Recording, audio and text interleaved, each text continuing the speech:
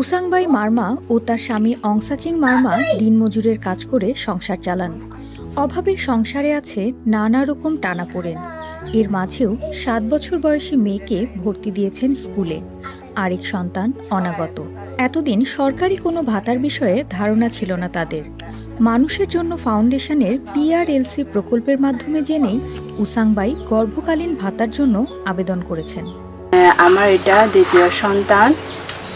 তো আগে আমি জানতাম না যে মাতৃত্ব ভাতা মানে করা হয়। তো এখন জানছি সেশনে যাওয়ার পর হলে বা ডেলিভারির সময় বা আমার কোনো অসুখ বিসুখ হলে ডাক্তারের কাছে যাওয়ার জন্য এই টাকাটা কাজে লাগবে। তোমার একজন সন্তান হয়েছিল, তখন আমরা সরকার থেকে আমরা কিছু জানলাম না, কিছু পেলাম না। এখন দ্বিতীয় সন্তান যেটা আসতেছে, এখন থেকে বুঝতে পারছি যে সরকার থেকে আমাদের জন্য সহযোগিতা করতেছে। এই টাকা আমরা ছেলেদের মেয়েদের জন্য আমরা খরচ করতে পারবো। আমাদের উপর থেকে চাপটা কমে যাবে। এমনিতে আমরা তো গরিব। সরকারি নানা রকম সেবা প্রাপ্তি তৃণমূলের প্রান্তিক পর্যায়ের মানুষের অধিকার। সরকারি বেসরকারি প্রতিষ্ঠানের দায়িত্ব সেবা সংক্রান্ত এসব তথ্য তাদের জানানো এবং সরকারি কর্মকর্তাদের কর্তব্য সেবা প্রাপ্তি নিশ্চিত করা।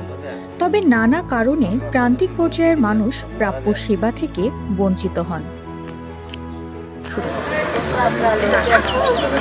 এই জনপদে যারা সামাজিক নিরাপত্তা কর্মসূচির আওতায় যে কর্মসূচিগুলো আছে সেগুলা তারা কম জানার পেছনে হচ্ছে একটাই, তাদের এই এলাকার বাইরে তারা কোথাও যায় না।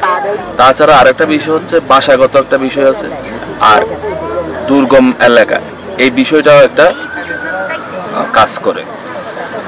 আর এগুলোর জন্য এগুলো থেকে যদি আপনি পরিত্রাণ পেতে চান, তাহলে হয়তো যেমন টোটাল বিভাগ এবং সরকারি বেসরকারি মিলে রুট লেভেলে এসে যদি আমরা তাদের কাছে বসে তাদের সাথে কথা বলে, তাদের সাথে কাছাকাছি গিয়ে যদি কথা বলি, তাহলে হয়তো আমাদের যে সমস্যাগুলো আছে সেই সমস্যাগুলো আমরা থেকে পরিত্রাণের সুযোগ থাকবে। নানা কর্মসূচির মাধ্যমে উসাংবাইয়ের মতো পার্বত্য চট্টগ্রামের 3 জেলার 20,000 পরিবারের 98,000 সদস্যের কাছে সরকারি সেবা সংক্রান্ত তথ্য পৌঁছে দিচ্ছে মানুষের জন্য ফাউন্ডেশনের PRLC প্রকল্পের 9টি সহযোগী সংগঠন।